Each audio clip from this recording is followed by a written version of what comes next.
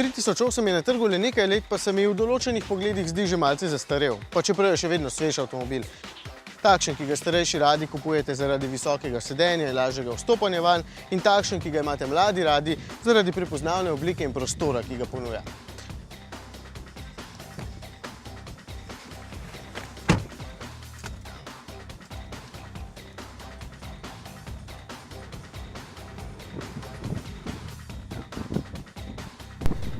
Tega je povsod veliko, v bistvu še najmanj spredaj, kjer je sredinska konzola široka kot pri kakšnem letalu, na kar spominja tudi projekcijski zaslon, kjer se izpisuje hitrost.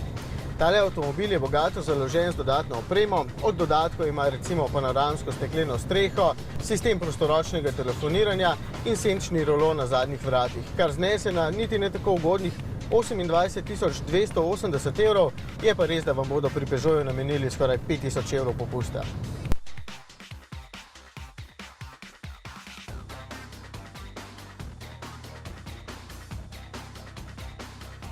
1,6-litrski turbodizelski motor ponuja 84 kW moči in je dovolj zmogljiv za povprečne uporabnike, bo pa hitro sopihal v dolge avtocestne klance, če bo 3008 polno naložen.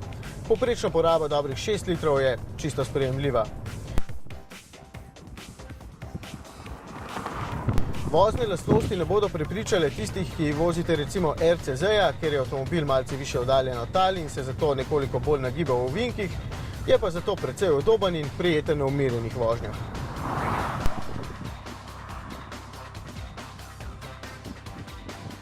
Leta se mu vseeno malce že poznajo, ker so novejši Peugeoti izdelani bolj kakovostno in iz boljših materialov, zato lahko pogledate kakšen drug model, razen seveda, če mora avtomobil biti točno toliko velik in tako oddaljen od tal. V tem primeru pa vseeno malo počakajte, ker bo na ceste kmalu zapeljal prenovljeni 3008.